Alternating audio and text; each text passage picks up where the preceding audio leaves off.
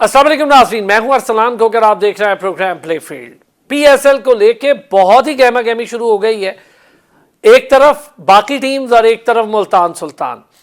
Day one जब हमने इस पर बात की थी, प्रोग्राम किया था, तो मुझे अंदाज़ा हो गया था कि अली तरीन साहब जिस तरह से बात कर रहे हैं शायद मामलात उस तरह सुलझे नहीं। और जो लोग कह रहे थे जी कुछ भी नहीं है, नूरा कुश्ती आखिर में गुलदस्ते पेश किए जाएंगे, सब हंसी खुशी रहने लगेंगे, उस वक्त भी मैं कह रहा था कि मामला वैसा नहीं है जैसा दिख रहा है। और एक फाइनेंशियल रिपोर्ट थी जिसका मैंने गुज़िश्ता रोज़ जिक्र किया कि मुल्तान सुल्तान लॉस में नहीं थी। उस फाइनेंशियल रिपोर्ट के मुताबिक मैंने पढ़ी वो फाइनेंशियल रिपोर्ट, लेकिन जो एक्सपेक्टेशंस थी शायद मुल्तान सुल्तान की वो प्रॉफिट को लेकर नहीं थी। अली तरीन इसके स्ट्रक्चर पे बात कर रहे हैं, इसको एक कंपनी बनाने पे बात कर रहे हैं, इसके एक अलहदा हेड या चेयरमैन होने पर बात कर रहे हैं, ऑक्शन पर बात कर रहे हैं, वो ये ड्राफ्टिंग सिस्टम के लिमिटेड पैसों के मामले से निकलने पर बात कर रहे हैं, वो दीगर इसके मामलात हैं जिस पर बात कर रहे हैं। 1 अरब 8 करोड़ रुपए की ये फ्रेंचाइज थी लास्ट पूरा 10 साल के मुआहदे में, और अगर ये इसकी तजदीद हो जाती तो इनको शायद इतनी महंगी भी ना पड़ती, ये 1 करोड़ 35 लाख पर जाती। पर अब ये मामला यहीं रह गया। कराची भी ओके हो गई, मुल्तान भी ओके कराची ओके हो गई, पेशावर और बाकी लाहौर, एक इस्लामाबाद यूनाइटेड है, इन अ डे और टू ये भी मामला निपटता है। तो ये सारी फ्रेंचाइज ओके हैं, सिर्फ मामला था मुल्तान सुल्तान का। अब उन्होंने गुड बाय कह दिया है अपने सोशल मीडिया अकाउंट पर, और ये गुड बाय बहुत सीरियस लेवल का है। उन्होंने लिख दिया है कि बस मेरा अब यहीं तक सफ़र था, अब ये अलहदा हो गए हैं रास्ते, और मैं बड़ा खैर खा हूँ पीएसएल का। उनकी बातें करने की वजह से पीएसएल उसके सिस्टम्स को तो शायद उस तरह नुकसान ना पहुँचाओ, हाँ, लेकिन बैन अवी सतह पर और ऑब्जर्वर्स के लिए, एक्सपेक्टेटर्स के लिए मामला थोड़े से बने पीएसएल को लेकर। तो अगर वो कहें कि मैं खैर खा हूँ तो ये बातें बंद कमरे में कर लेते, मामला अदालत में भी जा सकते थे, लेकिन ये सारी चीज़ें उन्होंने सोशल मीडिया और टेलीविज़न पॉडकास्ट के ज़रिए बहुत ज़्यादा बात कर दी। अब देखना ये होगा कि पाकिस्तान क्रिकेट बोर्ड इस मैटर को कैसे हैंडल करता है, क्योंकि मुझे ऐसा लग रहा था पिछले काफ़ी अरसे से, जिसका मैं अपने मुख्तलिफ हवालों से जर्नलिस्ट दोस्तों से बात भी करता हूँ, कि शायद पीएसएल 11 के लिए already Pakistan cricket board 3 honours ढूंढने के मामलात को देख रहा था। मुल्तान सुल्तान के अली तरीन पहले ऑनर भी नहीं थे, और इससे पहले भी इस फ्रेंचाइज के साथ यही हुआ, तो ये फ्रेंचाइज थोड़ा अताब का शिकार ज़रूर रही। बाकी सारी फ्रेंचाइज काफ़ी फिक्स्ड ऑनर्स के साथ गई। 10 के 10 साल जब प्रॉफिट नहीं था, ज़ीरो से शुरू किया।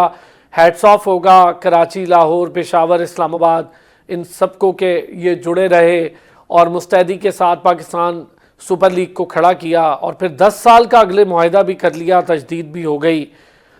अब मुल्तान सुल्तान और बाकी 2 टीम्स, इनको लेकर बात होगी। बहुत सी चहम गई है, वो भी मैं क्लियर कर दूं। गुज़िश्ता रोज़ सोशल मीडिया भर दिया था मेरा लोगों ने कि जी बताएं कि वो कोई हैं एक मोहतरमा, कहीं वो तो नहीं ले रही एक फ्रेंचाइज, और फैसलाबाद नाम भी दे दिया। अभी भाई कुछ भी नहीं हुआ, 6 तारीख को ये मामला होगा, उसके बाद देखेंगे कौन सी 2 फ्रेंचाइज आती हैं। अभी 2 फ्रेंचाइज का नाम भी फाइनल नहीं हुआ, तो 6 तारीख को ये मामला होगा, और जो बिड करने वाले लोग होंगे वो बिड करेंगे, और फिर देखा जाएगा जिसकी बेस्ट बिड होगी वो 2 फ्रेंचाइज का ऑनर बन जाएगा।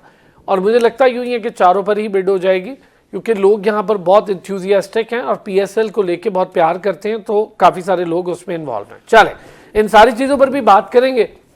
गेस्ट से भी आपका तारुफ काम किया, ब्रेक पर जाएंगे, लेकिन जब वापस आएंगे तो मुश्तबा हमें ज्वाइन कर रहे हैं, साथ ही साथ फात लियाकत हमारे साथ होंगे और ताबिश मीर हमारे साथ होंगे। ब्रेक के बाद इस सारी पे बड़ी डिटेल बात करेंगे। और भारत एक बार फिर अल्लाह ताला ने उनके हिस्से में वो जिल्लत लिखी, और फिर वो अपने ही घर में ढेर हुए, और बहुत बुरे तरीके से यके बाद दीगरे दोनों टेस्ट मैच हारे, सारा गरूर खाक में मिल गया। इस पर भी बात करेंगे। वेलकम बैक जी। मुश्तबा हसन ने में ज्वाइन किया, स्पोर्ट्स जर्नलिस्ट है, जैसे कि मैंने कहा था कि हमारे साथ मौजूद होंगे। ताबिश मीर स्पोर्ट्स जर्नलिस्ट हैं, साथ ही साथ फाहद लियाकत साबिक क्रिकेटर हैं, क्रिकेट एक्सपर्ट है। बहुत शुक्रिया तीनों हजरात का। पहले ज़रा चूँकि पीएसएल की इतनी गहमा गहमी है मुश्तबा, इतनी बड़ी बड़ी खबरें हैं, हम लोग तो कह रहे थे, मैंने आपने ऑफ द रिकॉर्ड भी बात की थी, और खदशा यही था कि अली तरीन, मुझे नहीं लगता कि वो उनको कोई प्रेशर है, उनको कोई परेशानी है, वो बड़े डिफरेंट नेचर के एक यंगस्टर हैं, काम वो कर रहे थे। और मेरा ख्याल है मुल्तान सुल्तान में ज़्यादा प्रोमिनेंट भी वही थे, कैप्टन से भी ज़्यादा प्रोमिनेंट थे। तो बहुत वोकल हो गए थे बहुत चीज़ों पर। तो उन्होंने कहा जी मैं डैमेज नहीं पहुंचाऊंगा, मैं बहुत बड़ा खैर खा हूँ, और कुछ चीज़ों को डैमेज भी हुआ। खैर इस सारी खैर खाई में हम उस पर भी बात करेंगे। पर ये मुल्तान सुल्तान बड़े एट द एंड आकर उन्होंने ये फैसला कि पहले बता देते तो मुझे लगता है शायद पीसीबी इसके लिए तैयार था। क्या कहते हैं? मेरे ख्याल से अली तरीन साहब का जो 3 से 4 दिन पहले हमारा मीडिया से इंटरेक्शन हुआ था, उसमें बड़ा उनका एक क्लियर स्टांस था, जी हमारी अगर बात ना मानेगी तो हम कोर्ट्स में जाएंगे, हम इस तरह करेंगे। फिर उन्होंने उसी इंटरेक्शन के दौरान जो सलमान नसीर है उनको उस्मान बुज़ार ऑफ पीएसएल भी करार दिया था। तो चीज़ें उनके हाथ से निकल चुकी थी, बस वो इस चीज़ का इंतज़ार करते कि हो सकता है कोई और फ्रेंचाइज आए और किसी तरह का कोई इशू क्रिएट और वो मेरे साथ मुल्तान सुल्तान के साथ कोई उनकी बैठक हो जाए। लेकिन at the end of the day जब देखा गया कि बाकी सारे फ्रेंचाइज जो है उन्होंने अपने अपने 10 साल की तोसी में बात कर दी है और उन्होंने एक किस्म का फ़ाइनल कर दिया है, तो फिर मुल्तान सुल्तान के ऑनर जो थे अली तरीन बिल्कुल ख़ुद को तनहा पाकर और कोई रास्ता नहीं मिला उनको, तो मेरे ख्याल से उन्होंने पीएसएल से राहें मुल्तान सुल्तान से राहें जुदा कर ली। और मेरे ख्याल से अच्छा फैसला है पीएसएल, क्योंकि मुल्तान सुल्तान को तो आगे चलना था, एक बड़ी फ़ैन बेस है मुल्तान सुल्तान की और देखा जाए तो बड़ी अच्छी सक्सेसफुल टीम भी है। अगर ठीक है मुल्तान सुल्तान माइनस अली तरीन चल सकता है, तो हमारा मुल्क भी तो कई ऐसे माइनस लोगों के साथ चल रहा है अभी तो अली तरीन के साथ बगैर मुल्तान सुल्तान भी तो चल सकता है और अच्छा फैसला है मुल्तान सुल्तान। देखिए पहले भी जब ऑनर गए थे वो भी बहुत बड़ा ग्रुप बन के आए थे, वो उन्होंने फिर उसके बाद ऑनरशिप की कोई क्लेम ही नहीं किया, चले गए, बताया कुछ नहीं, फिर भी चल गए थे मुल्तान सुल्तान। प्रेशराइज करने का एक टैक्टिक्स था कि किसी तरह मैं अपनी बातें मनवा लूँ, को प्रेशराइज कर लूँ पीसीबी को। लेकिन पीसीबी इस वक्त मोहसिन नकवी की सरबराही में है, तो मेरे ख्याल से मोहसिन नकवी वो ऐसे बंदे जिसने भारत को ट्रॉफी नहीं दी, तो वो कहा आपको पीएसएल घुटनों पे ले आए थे सर भारत की बात आपकी ठीक है कि देखे ना हमारे यहाँ चैंपियंस ट्रॉफी भी हो गई, एशिया कप पे भी रखना डाला भारत ने, वो भी करवा दिया उन्होंने, और वो नहीं प्रेशर ले। तो ये तो मैंने पहले से नहीं यही चीज़ भाप ली थी, अगर अली तरीन स्ट्रॉन्ग स्टांस में होंगे तो वो ले आएंगे भाई कोई, और मुझे लगता है जितने अच्छे से वो काम कर रहे हैं उसका फैसला ऑलरेडी पीसीबी बैकअप प्लान तैयार कर चुका था। अगर अली तरीन कुछ करते भी तो बैकअप प्लान हर वक्त मोहसिन नकवी साहब का तैयार था, जितने वो कॉन्फिडेंस नजर आए। फिर हमारी ऑफ द कैमरा जब सलमान नसीर साहब से बात हुई तो उन्होंने भी वाज़ेह कर दिया था कि चीज़ें जो हैं हमारी तरफ से बिल्कुल क्लियर है और हम किसी तरह का कोई प्रेशर जो है वो बर्दाश्त नहीं कर रहे, और ऐसा नहीं है कि अली तरीन अगर कोई कहेगा कि हम उसके प्रेशर में आके कोई अपनी कर देंगे, डील कर लेंगे। लेकिन at the end of the day अच्छा फैसला ये है कि पीएसएल को कोई नुकसान नहीं, और मुल्तान सुल्तान जो है वो अब नए ऑनर के साथ पीएसएल में आएगी।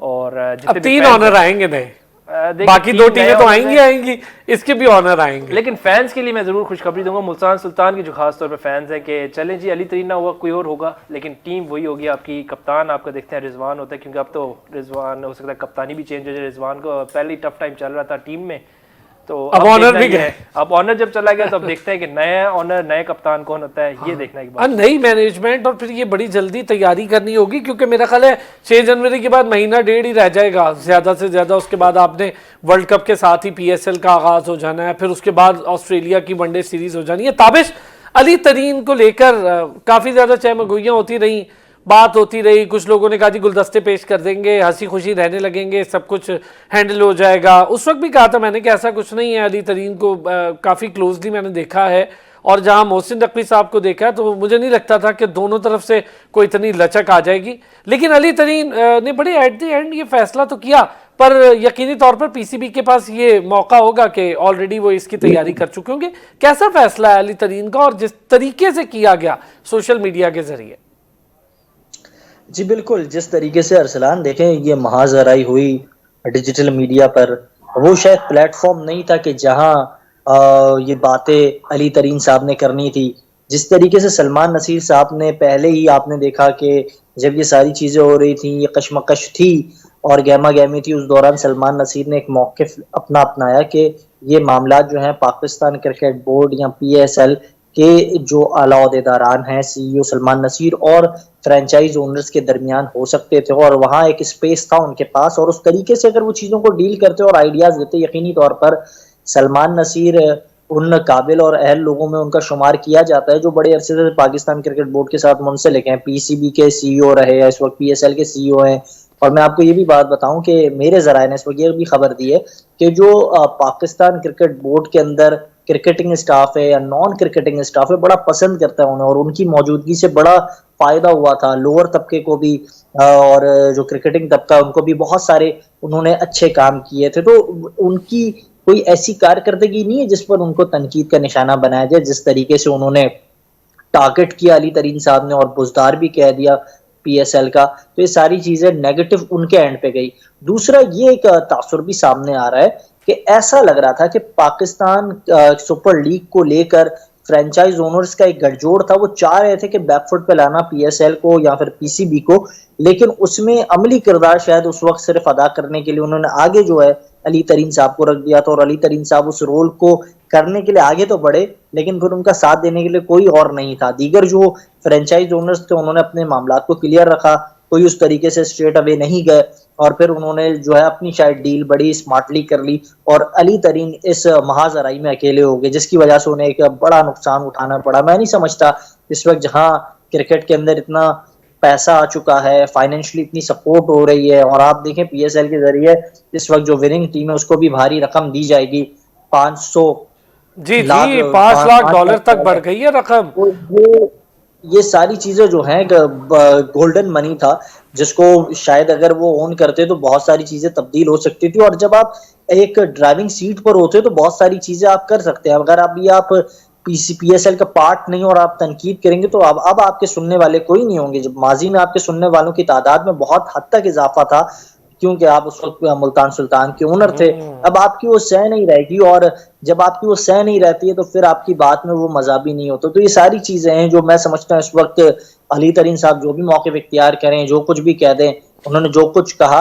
वो बातें कुछ हद तक याद रही जाएंगी, लेकिन जब पीएसएल सीजन 11 का आगाज हो रहा होगा, जब पीएसएल सीजन 11 जो है वो अपने धूम पर होगी, तो फिर उस वक्त चीजें जो हैं वो बड़ी चार्जफुल होंगी, और चार्जफुल होंगी खास तौर पर मैं समझता हूँ पाकिस्तान सुपर लीग के लिए। अच्छा, एक चीज ताबिश और भी है, चलिए आप लोग हैं यहाँ तो एक खबर भी दे दूं इसी इसना में, आने वाले दिनों में अली तरीन जो है उनका इंटरेस्ट भी काफ़ी डाइवर्ट हुआ है, तो वो आपको आने वाले दिनों में ना फुटबॉल में बहुत ज़्यादा दिखाई देंगे, पाकिस्तान फुटबॉल में।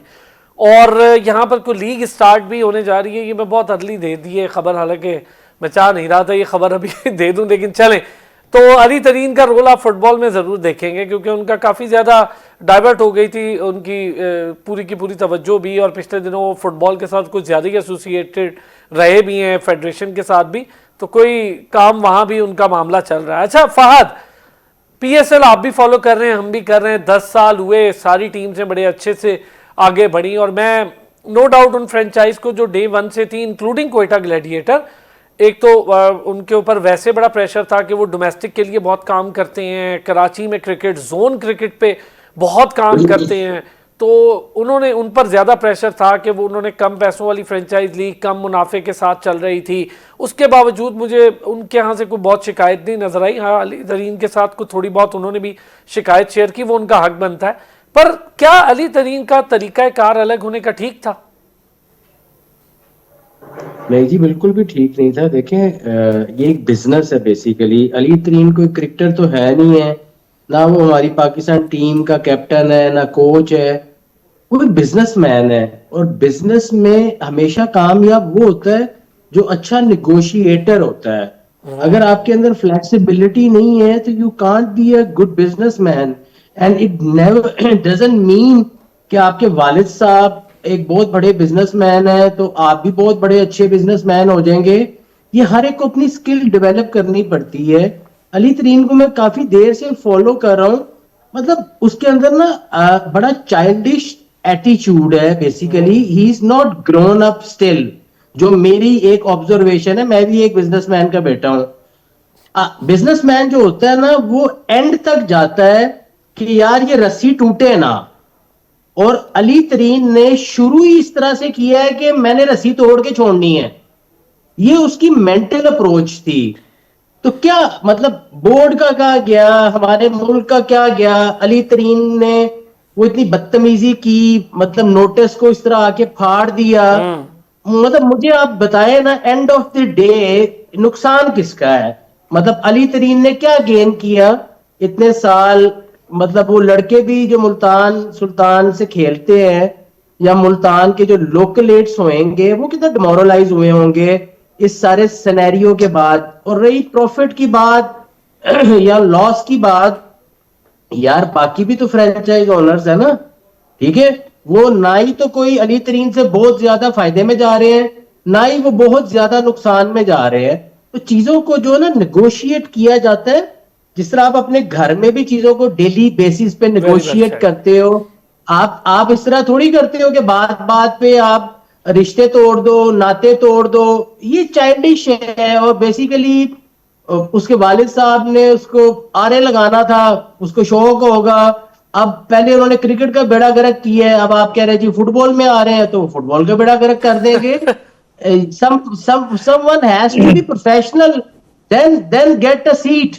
हमारे पाकिस्तान में मसले ये है, वो आता जाता कुछ नहीं है और कुर्सी पे बैठा हुआ है, तो एंड ऑफ द डे यही होता है। बहुत सही। अब मैं आपकी टेक्निकली चीजें जो आपने कही ना कि इसको कैसे हैंडल करना था, ये बात बिल्कुल दुरुस्त हो गई है, इस पर बिल्कुल सही बात है।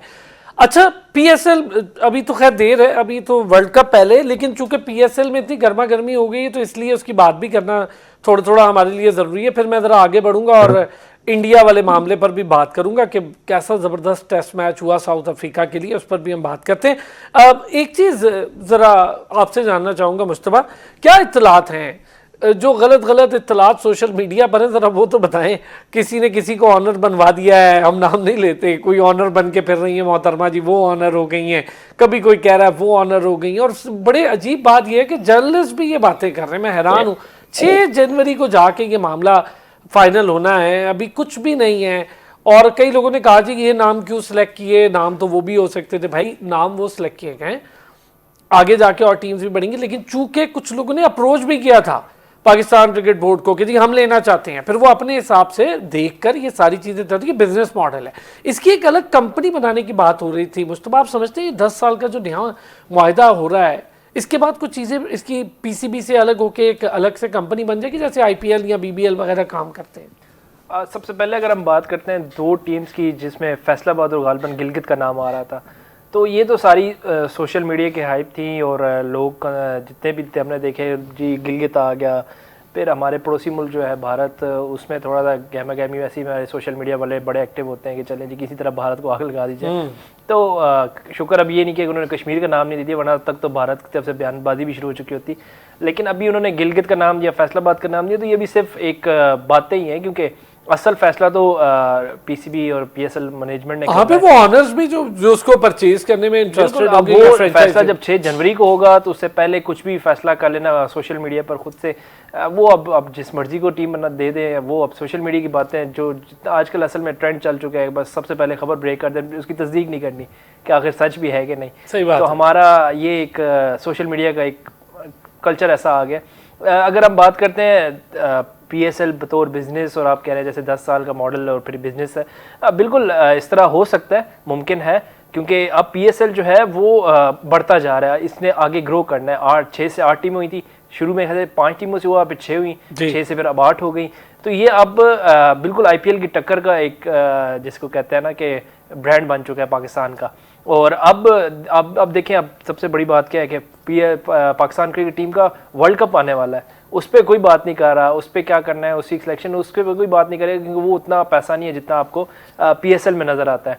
अब पीएसएल में हालांकि अभी तकरीबन 5 से 6 महीने का वक्त बाकी है और वर्ल्ड कप में सिर्फ 1.5-2 महीने बाकी हैं। तो सारे जो लोग हैं जितने भी हमारे हैं, पूरी तवज्जो पीएसएल पे डाइवर्ट है, सारी उन्होंने पीएसएल पे डाला है। अली तरीन ने अपना वो खोला हुआ था कि हम उस पर पीएसएल कर रहे हैं जी। जिस आप पहले अगर क्रिकेट का खैर ख्वाह तो पहले आप वर्ल्ड कप की बात करते, आप कहते हैं ठीक है वर्ल्ड कप के बाद जो है हम उसकी चीज़ों को देख लेंगे, जो भी आपके तनाज़ात हैं या इख्तलाफात हैं। लेकिन सब ने कहा जी पहले पीएसएल डोमेस्टिक गेम है, आप इसमें जितनी भी मर्जी ट्रॉफी जीतें, जो भी जीतेगा, लाहौर जीते, इस्लामाबाद जीते, एंड पे पाकिस्तान ही जीतेगा। लेकिन क्रिकेट जो वर्ल्ड कप आ रहा है उसमें अगर पाकिस्तान जीतता है तो वो असल इंटरनेशनल लेवल पे मैच है, क्योंकि इंटरनेशनल टीम्स हैं, वहाँ पे भारत होगा, वेस्ट इंडीज, श्रीलंका, फिर मुकाबला है आपका वर्ल्ड कप में भारत से एक नहीं हो सकता है, 3 मुकाबले हो जाए, पहला ग्रुप में, फिर सुपर 8, फिर फाइनल, सेमीफाइनल। देखना है अब क्या बनता है इसमें भी, लेकिन सारा फोकस हमारा पीएसएल पे है। हमारा क्रिकेट का क्या बनेगा, वर्ल्ड कप का क्या बनेगा, इस पे तो हम मेरे ख्याल से वर्ल्ड कप, पीएसएल का वर्ल्ड कप करा दें तो शायद हम ज़्यादा अच्छा उसको डील करें, क्योंकि असल वर्ल्ड कप पे फोकस हमारा नज़र नहीं आ रहा। अच्छा ताबिश, ये जो एक अलग कंपनी की बात होती रही है, 10 साल हम सुनते रहे हैं कि जी अलग कंपनी बना दें, पीएसएल को एक अलग एंटिटी के तौर पे हैंडल कर लें, ये चीज़ हुई नहीं, अभी तक नहीं हुई। और शायद थोड़ा मेरा ये ख्याल है पाकिस्तान क्रिकेट बोर्ड चीज़ें देख रहा होगा, लेकिन अभी इतनी अर्ली है, इसको हैंडल करना अलग से एक कंपनी बना के, वो शायद सोच भी रहे होंगे कि इसके बिजनेस मॉडल में तब्दीली हो जाएगी, कुछ चीज़ें ऊपर नीचे हो, अभी तो हैंडल कर रहा है पाकिस्तान क्रिकेट बोर्ड। अलग से कंपनी बनी तो हर दूसरे तीसरे दिन अदालत में जा रहे होंगे सारे मिलके। तो ये जो बाकी फ्रेंचाइज है, स्पेशली कोयटा, कराची, लाहौर और पेशावर, इन्होंने बड़ा स्टैंड किया, इस्लामाबाद इन्होंने स्टैंड किया शुरू में, इसमें फिर मुल्तान आ गई बाद में, और फिर अब ये 2 अलग आ रही हैं। तो पाकिस्तान क्रिकेट बोर्ड जो इसको एक्सपैंड कर रहा है, बढ़ाता चला जा रहा है, आप समझ रहे हैं कि ये इतना बेहतर होगा हमारे लिए अगला 10 साल? और जो लास्ट 2 सीजन गए हैं उसमें थोड़ा व्यूवरशिप को लेके भी मैं बात करूंगा, थोड़ा सा कम नजर आई कदरे, आपने हमने सबने उसको कवर किया है, मुस्तफा आपके भी सामने रहे मैचेस, तो व्यूवरशिप का भी थोड़ा सा बैक पर गई, कुछ चीज़ें थी, कुछ मैचेस में इतनी मज़ा नहीं आया लोगों को। तो मैं चाहता हूँ कि अब जब हो 11वां सीजन आए एक नए मुआहदे के, तो जरा कुछ तो नई चीज़ या कुछ तो मज़ेदार हो, कम से कम, और कुछ नहीं तो आप वेन्यू ही बढ़ा दें, कह तो नहीं 6 वेन्यूज़ का। जी बिल्कुल, देखें इस वक्त हम जिस तरीके से देख रहे हैं कि पाकिस्तान सुपर लीग सीज़न 11 से मुतालिक जहां बात हो रही है, तैयारी हो रही है, दूसरी जानब आपने सवाल भी किया कि एक और बॉडी बनाने की बात की जा रही थी कि पीएसएल को देखने के लिए एक अलग से बिल्कुल जो है सेपरेट बॉडी, और पीसीबी अपने मामलात अलहदा देखे। ये बात और ये जो मौक़िफ़ था फ्रेंचाइज ओनर्स की जानिब से रखा गया, वक्तन फ़वक्तन इस पर उनकी जानिब से बात भी की गई। लेकिन इस वक्त मैं आपको एक बात बताऊं अरसलान, पाकिस्तान क्रिकेट बोर्ड के जो भी ऑडिट के मामलात हैं वो एक निजी कंपनी देखती है, KMPG इंटरनेशनल, और वो ही पीएसएल के भी मामलात को देखता है। और वो पाकिस्तान की अब स्क्रूटनी जो होने वाली है जोनल सतह पर या क्लब की सतह पर, उसमें भी अगर कहीं फाइनेंशियल मैटर्स है तो उसको भी वही कंपनी डील करेगी। तो इससे ये मतलब मंतक समझ में आ गई कि पाकिस्तान क्रिकेट बोर्ड अपने फाइनेंशियल मैटर्स को जो है एक ही कंपनी और एक ही बॉडी के साथ रखना चाहता है। इससे एक और बात ये भी वाज़ेह हो गई कि पाकिस्तान सुपर लीग जो इस वक्त हम समझ सकते हैं, मेरी हाल ही में ही बात हो रही थी तौकीर जिया साहब से, उन्होंने कहा कि पाकिस्तान क्रिकेट बोर्ड जो है इस वक्त सोने की चिड़िया है, और उस सोने की चिड़िया की असल वजह पीएसएल अब बनती जा रही है। तो पीएसएल उसमें फाइनेंशियल तौर पर एक बड़ा अहम किरदार और अमली किरदार अदा कर रहा है, जो किसी से ढका छुपा नहीं है, जिसको देखते हुए मुझे ऐसा लग रहा है कि पीसीबी नहीं चाहता कि एक उसका अलग चेयरमैन हो, उसके मामलात अलग हो, कोई इख्तिलाफ हो। चले, ये एक ब्रेक पे जाना है, लेकिन जब हम ब्रेक से आएंगे जरा बात करेंगे भारत और साउथ अफ्रीका के टेस्ट को लेकर। फिर श्रीलंका को कल जिम्बाब्वे को कल श्रीलंका ने हराया, और अब दोनों एक एक मैच जीत गए। पाकिस्तान का मैच डिपेंडेंसी होगी श्रीलंका के साथ, और फिर पाकिस्तान तो पहुंच गया फाइनल में, लेकिन इन 2 टीमों का अभी भी मामलात कहीं ना कहीं अड़े हुए। दूसरा एडजुडिकेटर जो लगाया गया था पाकिस्तान स्पोर्ट्स बोर्ड की जानिब से, उसने ये फैसला दिया है कि एथलेटिक फेडरेशन पाकिस्तान जो है उसके जो प्रेसिडेंट हैं वो गैर कानूनी तौर पर आए। ये वही मामला है जिसमें अरशद नदीम के कोच को हटाया गया था। अब वो प्रेसिडेंट साहब ही गैर कानूनी है, वो तो बहाल हो गए, ये चले गए, इसके इलेक्शन भी दोबारा करवाएगा पाकिस्तान स्पोर्ट्स बोर्ड। ब्रेक के बाद इन सारी चीजों पे बात करें। Welcome back. अब जरा बात करेंगे भारत और साउथ अफ्रीका के मैच को लेकर। बड़ी छोटी छोटी बातें की भारतीय प्लेयरों ने, खास तौर पे जसप्रीत बुमराह, उनसे एक्सपेक्टेशन नहीं थी मुझे, वो काफी बड़े बॉलर हैं, लेकिन अगर बड़ा बॉलर ऐसी छोटी हरकत कर दे तो फिर बड़ा बॉलर नहीं कहलाता, एक अच्छा बॉलर ही रह जाता है कि उसकी बॉलिंग बहुत अच्छी थी।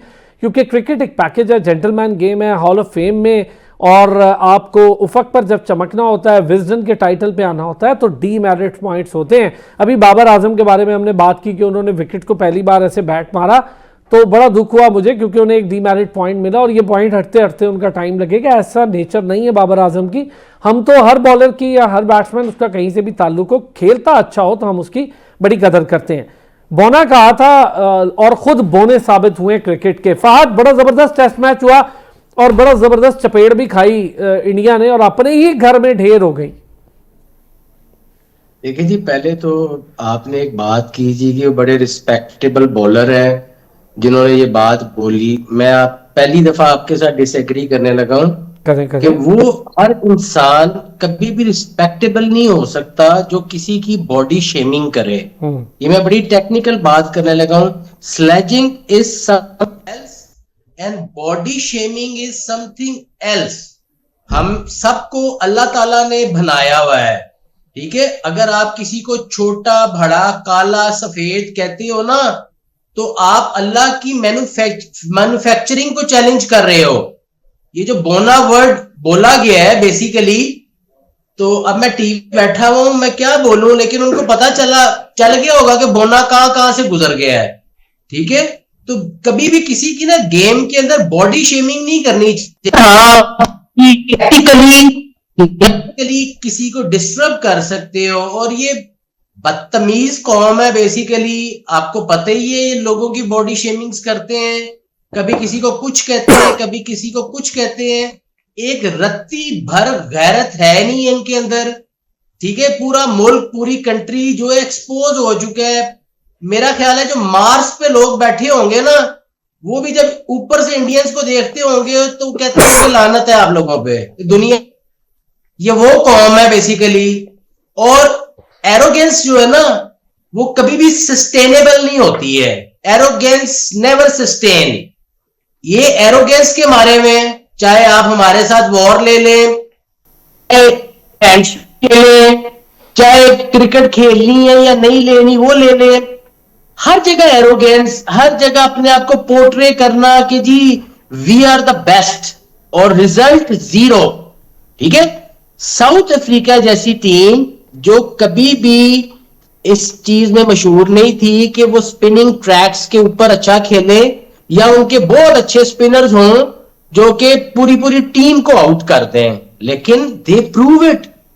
इसका मतलब ये है कि जो मैं हमेशा बोलता हूं टीवी पे कि जो लर्निंग प्रोसेस है ना, वो कभी नहीं रुकता है। आप सीखने वाले बनो। अल्लाह ताला तो मुर्दे में भी जान डाल देता है। सो इनको मुंह की खानी पड़ी है। पहला टेस्ट ले लें, वो कब्रिस्तान जैसी विकेट बनाई हुई थी इन्होंने, वो एक कब्र थी, वो विकेट नहीं थी। और बेसिकली इन्होंने वो खड्डा दूसरों के लिए खोदा था, वो कब्र दूसरों के लिए बनाई थी, उसमें खुद ही दफन हो गए। फिर आज उन्होंने कहा जी ये फॉर्मूला तो उल्टा पड़ गया, अब हम बैटिंग ट्रैक बना लेते हैं। तो बैटिंग ट्रैक में देखे माशाल्लाह 500 खाया। सो अभी इंडिया ने ना बहुत जलील होना है दुनिया में, क्योंकि इनका नैरेटिव जो है ना, नैरेटिव ही नेगेटिव है। नेगेटिव नैरेटिव कभी भी स्टैब्लिश नहीं हो सकता। हमारे मुल्क में भी जिन जिन लोगों ने नेगेटिव नैरेटिव बेचने की कोशिश की थी, सारे खड्डे के अंदर गिर गए हैं। और मैं हमेशा से पॉजिटिविटी में बिलीव करता हूं। और hats off to South Africa. I really want to congratulate them because they are playing a brilliant cricket. वो पाकिस्तान भी आए, हम इंडिया से ज्यादा अच्छा खेले, हम दूसरा टेस्ट भी जीत सकते थे। वो हमारी कुछ गलतियों की वजह से वो व्हाइट वॉश हम भी कर सकते थे, जो कि उन्होंने इंडिया को कर दिया है। लेकिन एक चीज बड़ी अच्छी रही फहद कि हमने मैंने उस वक्त कहा था अपने दोस्तों से कि मुत्तुस्वामी की डोमेस्टिक में 9 के करीब सेंचुरीज हैं। ये एक प्रॉपर ऑलराउंडर है, थोड़ा सा इस पे नज़र रखनी चाहिए। और यहाँ पे थोड़ी सी मिसिंग हो गई मेरा ख्याल है हम लोगों से। उसने वहाँ भी सेंचुरी लगा दी और हमारे यहाँ भी कर गया मुश्तबा, ख़ास तौर पे। अच्छा, स्लेजिंग वाली बात से आप कुछ ज़रा हम बात, हमारे यहाँ भी स्लेजिंग होती रही, जिसका मैंने जिक्र किया कि हम भी, हमारे यहाँ वसीम वकार बाकी भी स्लेजिंग करते रहे। और दुनिया भर में मिग्रा बड़े मशहूर हुआ करते थे, ब्रेटली बड़े मशहूर हुआ करते थे, फिर बाकी बॉलर्स थे, एलन डॉनट थे। लेकिन वो उसका एक वे होता था ना स्लेजिंग का, इसीलिए उनकी आगे रिस्पेक्ट। स्लेजिंग में अरसलान भाई आप शोएब का नाम नहीं लेंगे तो ज्यादती होगी। गॉड ऑफ स्लेजिंग मैं तो मानूंगा। क्या बात थी उनकी, लेकिन वो उन पे सूट करती थी भाई। उन पे सूट, उनका एग्रेशन ऐसा था। बॉलिंग पे उनकी 150 प्लस स्पीड, उनका लेवल ही और था। जब 150 की स्पीड से बॉल फेंक के आगे बैट्समैन है उसको लीव कर देगा, तो उसका तो बॉलर का, किसी भी बॉलर का स्लेजिंग करने का दिल करेगा। क्रिकेट की अगर हम बात करते हैं तो थोड़ा सा पॉजिटिव वे में अगर देखें तो एशिया, अगर हम कहें कि साउथ अफ्रीका ने एशिया क्रिकेट को फतह कर ली, क्योंकि पहले पाकिस्तान से सीरीज बहुत अच्छा जुमला जीता, ड्रॉ किया सॉरी, फिर इंडिया को क्लीन स्वीप किया, तो एशिया से वो फतह करके जा रहा है एशिया क्रिकेट को। अच्छा, चीज इस पे ऐड करें, मैं अब इस पे आप दोनों से, इसका मतलब है हम बेहतर खेल गए हैं कि हमने ड्रॉ कर लिया था? नहीं, मैं ये हरगिज नहीं कहूंगा कि हम बेहतर खेले। मेरे ख्याल से साउथ अफ्रीका ने जो एक मैच जीता वो बेहतर खेला, दूसरा मैच भी जीत सकता था, लेकिन चले वहां पे उनको शिकस्त हुई। और ये पाकिस्तान ने तुम निस्बतन उस मैच में बेहतर खेला, मैं ये जरूर कहूंगा कि जहां पे साउथ अफ्रीका को शिकस्त हुई, वरना हो सकता था वो हमें भी क्लीन स्वीप कर जाते, क्योंकि हमारी टीम बॉलिंग के दम पे जीते थे हम वो मैच। बॉलिंग के दम पे हमारे स्पिनर्स बड़े अच्छे थे। भारत के पास शाहीन ने विकेटें ऐसी पिच पे विकेटें ली थी जहां पे फास्ट बॉलर को कोई काम ही नहीं था। हाँ। खैर, इंडिया की अगर हम बात करते हैं तो इंडिया टीम अब वो चीज़ नहीं रही, विराट नहीं रहा, रोहित जब से लोग गए हैं, तो अब इंडिया की टीम एक तो उस तरह का कोई बड़ा नाम नहीं है उनके पास, प्रेशर में बहुत ज़्यादा अपने मुल्क में खेल रहे हैं। फिर क्राउड देखें, बिल्कुल जीरो क्राउड। हमारे पे बातें करते थे क्रिकेट में कि टेस्ट मैच है, क्राउड ही नहीं है। आज अगर आप स्टेडियम देखें तो मेरे ख्याल से 11 के 22 प्लेयर होंगे और कोई 5-10 ऑफिशियल मैच के होंगे, बाकी क्या क्राउड था वहाँ पे। तो इंडियन क्रिकेट जो है वो पहले न्यूजीलैंड से क्लीन स्वीप हुआ, एक वक्त में कहा जाता है 12 साल से इंडिया जी टेस्ट सीरीज नहीं हारा अपने मुल्क में। अब देख लें 3-0 से पहले न्यूजीलैंड से हारा, फिर टेंडा बबूमा की कप्तानी में 2-0 से हार गया। तो वो लफ्ज़ जो बुमराह के थे वो बड़े मेरे ख्याल से महंगे पड़े हैं इस वक्त, इंडिया को भारी कीमत चुकाना पड़ी है। उस वक्त उन्होंने बोल दिया जी कि बोना भी है, ये भी है, वो भी है, लेकिन आज उनको नजर आ गया कि वही बोना आज ट्रॉफी लेके जब खड़ा नहीं, तो लेकिन ये है क्रिकेट के बोने। मैं तो कहता हूँ क्रिकेट के बोने खराब ही यही कर रहे हैं क्रिकेट को, और फिर जवाब भी मिल रहा है। कोई शक नहीं है, डाउनफॉल आ गया, अभी राइजिंग स्टार भी आ रहे हैं हमसे, अब डाउनफॉल आ गया इनका। डाउनफॉल कह सकते हैं आगे, क्योंकि जब से इन्होंने क्रिकेट में अपने आप को ऐसा समझ लिया कि हम अनडिफीटेबल हैं, आज तक ऐसी कोई टीम नहीं रही ऑस्ट्रेलिया के अलावा मैं कहूंगा जो अनडिफीटेबल है। इंडिया ड्रीम टीम हुआ करती थी, उसको हिराना मैं समझता था वाकई मुश्किल था। लेकिन इंडिया ठीक है, पिछले कुछ सालों में अच्छी प्रोग्रेस की थी, लेकिन अब वो कहते हैं ना कि हर रोज को एक सवाल भी आ रहा था, अब वो उसको सवाल वापस आ रहा है मेरे ख्याल से। भारत का जो उनकी क्रिकेट गौतम गंभीर के होते और भी हो जाएगा मामला, जिस किस्म के वो खुद उनकी ज़हनियत है। बिल्कुल मगरूर जो है कौम है भारत को, मैं क्या बोलूँ इसमें कि मगरूर में आ गए थे बिल्कुल। पाकिस्तान को हरा लेना था और वो समझते थे जी हम क्रिकेट में फतह करें, ठीक है वर्ल्ड कप का फाइनल खेला, एशिया कप जीत गया। अब उसमें अगर पाकिस्तान के अलावा कोई और टीम होती तो शायद वहाँ पे भी ना जीतता, मैं ये भी कह दूँ आपको, क्योंकि पाकिस्तान टीम इस वक्त खुद एक ऐसे फेज में गुजर रही है कि मैं कहूँगा कि वो अभी उस लेवल की टीम नहीं है कि वो बड़ी। हमारा भी मामला है, हम अपने पे भी बात करते हैं। अच्छा, ये चीज जो इन्होंने कही फहद, सिराज और बुमराह बड़े जी इनके बड़े बॉलर्स थे, और बुमराह तो विकेट टेकिंग मशीन थी, किसी भी विकेट पे वो कुछ भी करा दे, 5 तो उसका पक्का है। पता नहीं ऐसी बड़े बड़े बोलते थे। पूरे टेस्ट मैच में 2 विकेटें ली हैं उसने भी और सिराज ने भी, पूरे टेस्ट मैच वो भी एक ही इनिंग में ली है, दूसरे में तो ली नहीं गई इनसे। सर मैंने आगे आपको बताया ना कि एरोगेंस के मारे हुए हैं। कल अगर आप मैच देख रहे हो जो तीसरा आउट हुआ उसने कवर में शॉट मारी और इजी कैच था, सिराज ने कैच पकड़ लिया, ठीक है।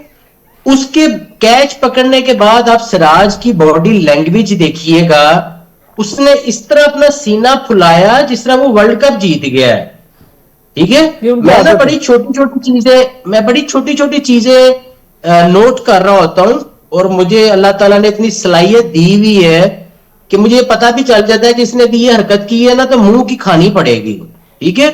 सो उनका जो जेस्चर है ना सिर्फ हमारे मुतालिक नहीं, मैं आपको एक बात बताऊं कि इंडियंस को इस वक्त ना ऑस्ट्रेलियंस पसंद कर रहे हैं, ना ब्रिटिश पसंद कर रहे हैं, ना साउथ अफ्रीकन पसंद कर रहे हैं, ना हम पसंद कर रहे हैं, ना ही न्यूजीलैंड इनको पसंद कर रही है। सर बांग्लादेश ने तो हाथ मिलाने से ही मना कर दिया था, एशिया में खुद ही नहीं मिलाया था उन्होंने हाथ, बांग्लादेश और अभी बांग्लादेश की ए टीम ने जैसे हराया है।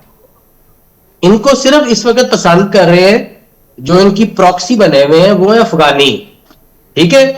सो अगर देखा जाए इंडिया जो है बेसिकली वर्ल्ड क्रिकेट में भी आइसोलेट हो गया है। और ये मैं एक शो देख रहा था इंडियन टीवी पे, और वो वहां पे उनका मीडिया ये बात कर रहा है कि जिस तरह इंटरनेशनल डिप्लोमेसी में ये मई के बाद जलील हुए पूरी दुनिया के आगे, और इन्होंने अपनी ये जो हरकतें की हैं ये क्रिकेट वर्ल्ड में भी आइसोलेट हो गए हैं। और आप आगे जाके देखिएगा कि ये मजीद आइसोलेट होंगे आगे। ये ऑस्ट्रेलिया का भी वोट ले लेते थे, इंग्लैंड का भी ले लेते थे, फलाने का भी वोट ले लेते थे अपनी चीजें मनवाने के लिए। अब इतना आसान नहीं होएगा, क्योंकि अच्छा एक चीज और थोड़ा सा इस पे भी बात करते हैं फहद, ये जो टेक्निकलिटीज रही इस मैच में, बड़ा भारी रहा ये मैच इनके लिए। अच्छा बॉलिंग में मुत्तुस्वामी को अगर मैं लूं, क्या कमाल का वो बॉलर है, और उसी कमाल के साथ उससे सेंचुरी की। हमारे यहाँ डिजॉर्जी आए, वो खेले, उन्होंने पहली बार ज्यादा बड़ा स्कोर हमारे ही अगेंस्ट किया और फिर जाके वहां भी प्रूव किया। यानी कंटिन्यूटी देखें आप खिलाड़ियों की कि वो एशियन कंडीशंस में इतनी जल्दी एडजस्ट हुए और जितने कमांडिंग पोजीशन में वो टेस्ट खेल रहे हैं। टॉप 2 टीमें इस वक्त ऑस्ट्रेलिया और साउथ अफ्रीका है अभी तक, और दोनों 4-4 खेली हैं, एक के 100 पॉइंट, एक के 75 पे, तो दोनों टीमें टॉप पे हैं। देखिए सर, बात यह है कि आपने भी एक बात की कि जी यार वो एशियन कंडीशन में आके ना तो बड़ी जल्दी एडजस्ट कर गए, ठीक है। उसका मेन वजह पता क्या है? उनकी फिटनेस। नंबर 1 पे फिटनेस है, नंबर 2 पे उनका मेंटल लेवल है। ये दो ही चीजें हैं जो आपको एकदम, जब आप किसी माहौल में जाते हो ना, जिस तरह भी आप इस्लामाबाद में बैठे हुए हैं, 12-13 टेम्परेचर होगा और आप एकदम -12 में चले जाएं तो आपके लिए एकदम आसान नहीं होएगा। और जो बंदा जिसका इम्यून सिस्टम वीक होगा, जिसकी हेल्थ फिट नहीं होएगी, वो वहां जाके बीमार हो जाएगा। सही बात है। वहां पे जाके वही सरवाइव करेगा जो अंदर से स्ट्रांग होगा। तो बेसिकली कंडीशंस में हम क्यों मार खाते हैं? अगर हमें एकदम साउथ अफ्रीका जाना पड़ जाए, ऑस्ट्रेलिया जाना पड़ जाए, इंग्लैंड जाना पड़ जाए, हम एकदम, हमारे लिए कूप अप करना मुश्किल होता है, क्योंकि हम हमारा फिटनेस लेवल भी नीचे होता है, हमारा मेंटल लेवल भी नीचे होता है। सही बात। और बेसिकली वो साउथ अफ्रीका ने जो अपनी मेजर इंप्रूवमेंट की है ना, ऑन दी होल वो टेस्ट चैंपियन क्यों बने हैं? वो बने हैं कि उन्होंने अपनी मेंटल अप्रोच को बहुत बेहतर किया है। वो एक स्क्वाड बन गए हैं। बेसिकली स्क्वाड बनना बड़ा जरूरी है सर। जब अब इंडिया का ना स्क्वाड टूट गया है, ये मैं आपको बता दूं, और आप आने वाले वक्तों में देखोगे कॉन्स्पिरेसियां नजर आएंगी। देखें, जब माहौल खराब हो जाता है ना, जब आप जीत नहीं रहे होते हो, तो उंगलियां अंदर से उठनी शुरू हो जाती हैं, जो हमारे साथ होता है, क्योंकि हम कंसिस्टेंट नहीं है। हम 1 जीतते हैं, 2 जीतते हैं, 4 हार जाते हैं, उंगलियां उठनी शुरू हो जाती हैं। तो इंडिया का भी अब वो टाइम आने लगा है और उन्होंने अपने मेजर प्लेयर्स को टेस्ट टीम में से निकाल दिया है। टेस्ट टीम में और एक और इंडिया का बड़ा प्रॉब्लम है जो मैं आपको बताऊं, जिसमें मार खाते हैं, ये बड़ी जल्दी ना ओवररेटेड कर देते हैं प्लेयर को। अब ये जो इनका पैंट है, जो कीपर है, क्या चीज है? मुझे तो उस प्लेयर में आज तक कोई एक्सेप्शनल चीज नहीं नजर आई कि जी कोई ये दुनिया का बड़ा ही कोई नमूना आ गया है या अजीम तरीन प्लेयर आ गया है। अब आप देखें आईपीएल के अंदर कितना बड़ा कॉन्ट्रैक्ट उसको दे देते हैं। तो बेसिकली ना ओवररेटेड प्लेयर है इनके पास, और ओवररेटेड जो होता है वो एक टाइम आता है एक्सपोज हो जाता है। This is the main problem with them. अच्छा, मैसिव टैलेंट भी, हम ये नहीं कहेंगे कि टैलेंट नहीं आ रहा, उनका तगड़ा सिस्टम है डोमेस्टिक का, वहाँ से टैलेंट भी आ रहा है, कुछ टैलेंट बहुत अच्छा आया, शुभमन गिल है और बाकी प्लेयर है, शर्मा है और बहुत सारे प्लेयर्स हैं, बड़ा अच्छा टैलेंट भी आ रहा है। लेकिन जहाँ पर एक चीज़ आती है ना मुस्तफा, कि आप समझना शुरू कर देते हैं कि जी हमें कोई नहीं हरा सकता। अभी इस वक्त टीम में वो खुद इतनी उंगलियां उठा रहे हैं इस टीम में। अच्छा, वो कहते थे हम 3 टीमें बनाएं तो हमारी 3 टीमें एक ही टाइम पे पूरी दुनिया में खेलें और वो भी जीत कर आ जाए, वो भी वर्ल्ड कप जीत जाए। ये पांड्या साहब खुद भी कहते थे। ये हालात आपके सामने है। दूसरा, बॉलिंग नर्व का, जो बड़ी अच्छी बात कही फहद ने कि जब कोई टीम कंडीशंस के साथ कॉप अप कर लेती है और एक स्क्वाड बन जाती है। हमारा स्क्वाड ही तो नहीं बन पा रहा, हम तो रोज चेंजेस करते हैं, उस पर मैं आगे बात करता हूँ। इनका स्क्वाड बड़ा अच्छा बन गया। नो डाउट इंडिया की अगर आप बात करते हैं तो बड़ा एक स्क्वाड था, और मतलब आपके हर प्लेयर का बैकअप मौजूद था एक वक्त में। आजकल मैं नहीं कहूँगा, क्योंकि टेस्ट क्रिकेट में इस वक्त इंडिया को एक मुकम्मल बैट्समैन की ज़रूरत है। विराट और रोहित और जितने भी बड़े प्लेयर जिनके गुजर चुके हैं, अब उसके बैकअप तैयार उस तरह नहीं है जिस तरह ये एक्सपेक्ट कर रहे थे। विराट कोहली के लेवल का प्लेयर अब इनको इतनी जल्दी नहीं मिलने वाला। ठीक है, आप कह सकते हैं शुभमन गिल हो गया, अच्छा प्लेयर है, लेकिन कभी भी मैं उसको विराट कोहली के कंपैरिजन में नहीं लाऊंगा। इवन हमारा बाबर आजम जो है वो इस वक्त अगर विराट कोहली से मैं उसको ज़्यादा बेहतर रेट करूंगा, क्योंकि वो इस कंडीशन से गुजर रहा है। विराट कोहली पे अभी तो वो टाइम कभी कैरियर में आया ही नहीं था। कभी ऐसा नहीं हुआ था कि उसको टीम से ड्रॉप किया गया इस तरह और फिर उसको कप्तानी ले ली तो ये पॉलिटिक्स भी बहुत देख रहा है बाबर। तो बाबर आजम इस सब चीज़ों से निकल कर फिर आके अगर वो स्कोर करता है और अपनी टीम में वापस जगह कंफर्म करता है, पक्की करता है, तो ये बड़ा मेंटल स्ट्रेंथ है बाबर आजम का, मैं कहूँगा। अगर दूसरे भारत की बात करें तो उस तरह का मेंटल स्ट्रेंथ नहीं है भारत के पास। अगर हम बात करते हैं शबमन गिल की, इन्होंने अभी तक कोई ऐसा मैसिव टाइम नहीं देखा उस टीम को ज्वाइन किया, उस वक्त में टीम को ज्वाइन किया जब इंडिया की टीम जीतती आ रही थी।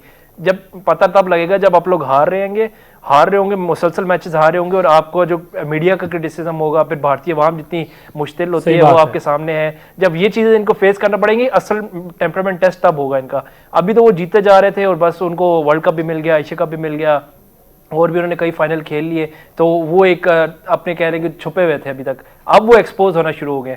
अब एक्सपोज ऐसे हुए कि अब साउथ अफ्रीका के साथ सीरीज हारे हैं, आगे जाके हो सकता है वर्ल्ड कप में उस तरह की परफॉर्मेंस ना दे पाए जैसे उनसे एक्सपेक्ट कर रहा है पूरी दुनिया कह ले, क्योंकि इंडिया की एक ऐसी टीम है वर्ल्ड कप हमेशा अच्छा पॉपुलर वो फेवरेट्स में से होती हैं, तो इस दफा हो सकता है मुझे जो लगता है अभी देखी बताई चीजें लगी है कि इस वर्ल्ड कप में उनकी वो परफॉर्मेंस नजर नहीं आएगी उस तरह। अच्छा, वैसे जैसी क्रिकेट ऑस्ट्रेलिया खेल रहा है ना मुस्तफा, और साउथ अफ्रीका जैसी क्रिकेट खेल रहा है, और इंग्लैंड जिस तरह की क्रिकेट खेल रहा है, मुझे लगता है कि टीमें डोमिनेट करेंगी।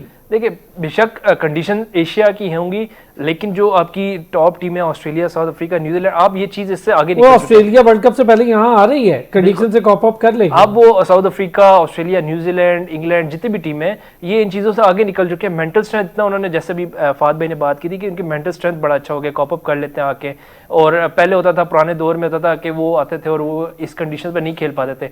अभी आपके सामने मिसाल है, पहले इंग्लैंड ने पाकिस्तान में आकर अच्छा परफॉर्म किया, फिर ऑस्ट्रेलिया ने बड़ा अच्छा परफॉर्म किया। अब साउथ अफ्रीका ने पाकिस्तान में पहले आके सीरीज ड्रॉ की, फिर साउथ अफ्रीका में इंडिया को हराया, न्यूजीलैंड आई बड़ा अच्छा, न्यूजीलैंड ने इंडिया को क्लीन स्वीप किया था 3-0 से। तो ये कंडीशन से कॉप अप कर रही हैं। हम ही गलत फहमी में कि सेना टीमें जो है ना वो गर्मी में ऐसे वो बड़े मेंटली स्ट्रेंथ, वो पता सही कहा फाद ने कि मेंटल स्ट्रेंथ। एक लास्ट सेशन है जी हमारा प्रोग्राम का, ब्रेक के बाद उस पर हम करेंगे बात। पाकिस्तान में ट्राई नेशन सीरीज चल रही है, हमारी अपनी टीम को लेकर भी बात करेंगे। जिम्बाब्वे श्रीलंका, उनके हालात भी बड़े अजीब हैं, उस पर भी बात। एक बार पे खुश आमदीद कहेंगे जी ट्राई नेशन सीरीज। अच्छा फहद, ट्राई नेशन सीरीज तो चल रही है, लेकिन मुझे कल का मैच देखा मैंने, जैसे जिम्बाब्वे वन साइडेड गेम जीती थी श्रीलंका से, बड़ा जवाब दिया श्रीलंका ने।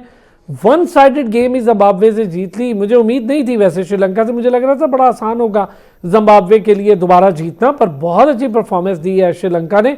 कुछ उनके मेजर प्लेयर्स नहीं भी हैं, चले भी गए, कुछ वहाँ पे भी ड्रामा हुआ, पर नो डाउट टीम इकट्ठी हुई, उसने बड़ा अच्छा परफॉर्म किया। निशान का है ही बड़े अच्छे प्लेयर और क्या ज़बरदस्त खेले, वन साइडेड गेम हुई। नहीं जी, देखिए Sri Lanka obviously on the paper भी और वैसे भी जिम्बाब्वे से बेहतर टीम है। उस दिन तो मुझे वो अपसेट लगा था बेसिकली जो जिम्बाब्वे जीती थी। और श्रीलंका पाकिस्तान के फाइनल आना चाहिए, मतलब थोड़ा सा तो इंटरेस्ट हो फाइनल के लिए। जिम्बाब्वे अभी ग्रो कर रही है और अच्छा क्रिकेट खेले हैं वो पाकिस्तान आके, और उनके जो कैप्टन है वो उनको अच्छा लीड कर रहा है। बस ऐसे ही वो लगे रहे, और जो उनकी साइज की टीम्स हैं आगे, जो भी उनकी सीरीज आती हैं उनको हराए। और एक जमाने में आपको याद होगा कि जिम्बाब्वे की बड़ी अच्छी टीम हो गई हुई थी जब एंडी फ्लावर, दोनों फ्लावर्स थे, हीट स्ट्रीक होता था, मुझे याद है।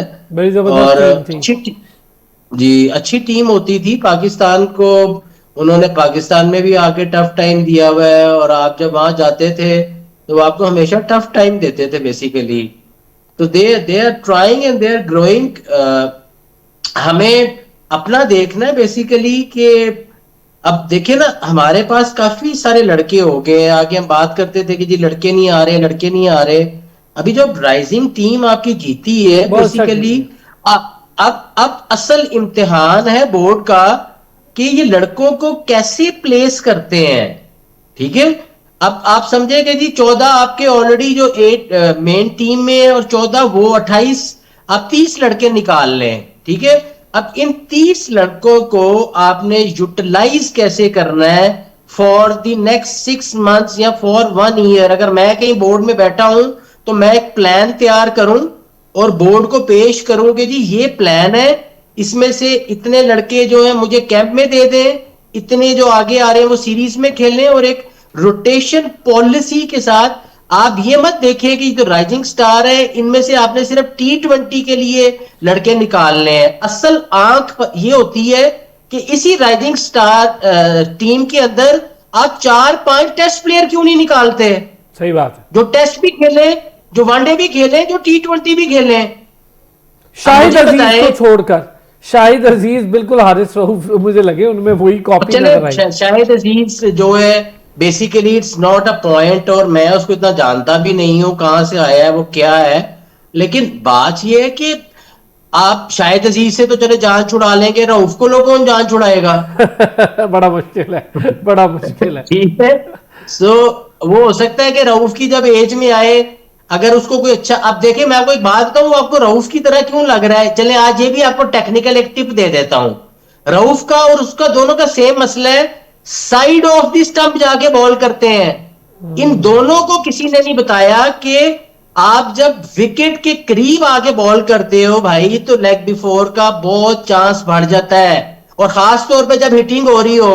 अच्छा, जब आप साइड ऑफ द विकेट जाके बॉल कर रहे होते हो तो बैट्समैन को रूम बनाने में बड़ी आसानी हो जाती है। भाई इतनी बारीकी की बातें हैं, ये तो इनके कोच कभी मेरे साथ बैठे ना तो मैं इनके साथ एक पूरा मुनाजरा करूं। मुझे भी लग रहा है बैठना चाहिए कोच को, हम तो कोच पे बड़ी बात कर रहे हैं, एक बार आपके साथ बिठा ही देते हैं। मुस्तफा, पाकिस्तान टीम से पहले हम जरा ये एक कमेंट जरा इस पर भी जरूरी है, कल के मैच पे निशान का 2 रन से रह गए, मुझे बड़ा अफसोस हुआ कि नॉट आउट भी गए और 2 रन से उनकी सेंचुरी। जितना अच्छा वो खेले, वन साइडेड मैच खेले और बड़ा अच्छा जवाब दिया उन्होंने। एक मैच हारे थे, पाकिस्तान से भी हारे, प्रेशर में थी टीम कि कुछ प्लेयर भी चले गए, फिर वो प्रेशर से निकले। जय सूर्या को भी इसका क्रेडिट दूंगा। देखें, जय सूर्या जो है वो बड़ा मेहनती कोच नजर आ रहा है, वो ऑन द फील्ड नजर आता है कि वो कितनी मेहनत कर रहा है श्रीलंकन टीम पे। श्रीलंका एक अरूज दौर देखा उन्होंने, महिला जयवर्धना, कुमार संगकारा, चमन नवास, मुरलीधरन, बड़े बड़े नाम गुजरे हैं। वर्ल्ड चैंपियन टीम रही है सर। अगर वो उसको देखें तो आज की टीम को देखें तो मैं काफ़ी डाउनफॉल कहूँगा श्रीलंकन क्रिकेट का। जिम्बाब्वे जैसी टीम से वो हारते हैं तो मैं उसको अपसेट ज़रूर कहूँगा, क्योंकि जिम्बाब्वे की टीम है अभी भी इस लेवल पे भी आगे श्रीलंका के मुकाबले की टीम नहीं बना पाई। जिम्बाब्वे ठीक है, अच्छे प्लेयर गुजरे हैं, एंडी फ्लावर, ग्रैंड फ्लावर जैसे अब नाम लिया, हीट स्ट्रीक होते थे, लेकिन अभी तक वो पूरे के पूरे जिसमें कहे ना 11 में से 7-8 ऐसे कोई नंबर प्लेयर गुजरे हो तो वो सिर्फ श्रीलंकन की टीम में गुजरे थे। एक वक्त में 7-8 ऐसे नंबर प्लेयर होते थे जिनको हम कहते हैं किसी कोई भी आगे मैच जितवा सकता है। जिम्बाब्वे की टीम में इस वक्त सिवाय सिकंदर रजा के 1-2 कह लें, बर्ल कह लें या कोई एक आध प्लेयर कह लें जो मैच विनर प्लेयर कह सकते हैं हम, जिनको पूरे 11 में से उनका 1-2 प्लेयर ऐसे हैं जो मैच विनर है, बाकी उन 9 जो है वो मैं उनको मैच विनर नहीं तस्लीम करता। Sri Lanka on the other hand एक क्रिकेटिंग हिस्ट्री है उनकी, उसकी ए टीम भी आ जाए तो मैं यही एक्सपेक्ट करूंगा कि वो अच्छा परफॉर्म करेगा, क्योंकि उनका ब्लड में क्रिकेट उनके श्रीलंका की। सही बात है। तो अब अगर वो जिम्बाब्वे से हारते हैं तो ये थोड़ा सा मेरे लिए तशवीश की बात थी। अच्छा हुआ कि पिछला मैच वो अच्छे मार्जिन से जीते, वो कि उनका रन रेट अभी भी जो है इन ट्राई नेशन सीरीज में जिम्बाब्वे से ऊपर नहीं आया। एक्सपेक्ट यही करूंगा कि कल पाकिस्तान श्रीलंका का मैच है, पहली दफ़ा मैं ये कोशिश दुआ कह ले करूंगा कि श्रीलंका ये मैच किसी तरह जीते और फाइनल क्योंकि दिलचस्प होना चाहिए। सही है। असल हमारे लिए तो मसला ही नहीं है ना, हमारे लिए हार भी गए तो हम अपना बेंच टेस्ट क्यों नहीं ट्राई करते, हम जाए शाहीन को रेस्ट दें, हारिस को रेस्ट दें, सबको शाहीन को भी रेस्ट मुकम्मल तौर पर रेस्ट देनी चाहिए। और सलमान अली आगा कप्तानी के आखिरी कुछ मैच खेल रहे हैं तो मेरे ख्याल से उनको रेस्ट देनी चाहिए। खबर है मुस्तफा, वर्ल्ड कप से पहले मुझे लगता है कि सलमान अली आगा जो है वो उन पे कोई हो जाएगा। लेकिन सलमान अली आगा, आपने सुना था जब मैंने सवाल यही मिडिल ऑर्डर पूछा था, उन्होंने कहा जी सही है सब कुछ ओके है लेकिन खुद भी अपनी परफॉर्म नहीं कर पा रहे। मिडिल ऑर्डर में वो खुद बैटिंग कर रहे हैं इसलिए ठीक नजर आ रहा है उनको। अगर वो प्रॉपर एक टीम के तौर पे देखें तो वो हमारी नजर से देखें तो हमें ठीक नहीं लगता। बहुत शुक्रिया। मुस्तफा हसन हमारे साथ मौजूद रहे, ताबिश मीर हमारे साथ मौजूद थे, Fahad Liaquat, thank you so much आपका, आपने हमें ज्वाइन किया। कल फिर होती है आपसे मुलाकात, अपना ख्याल रखिए।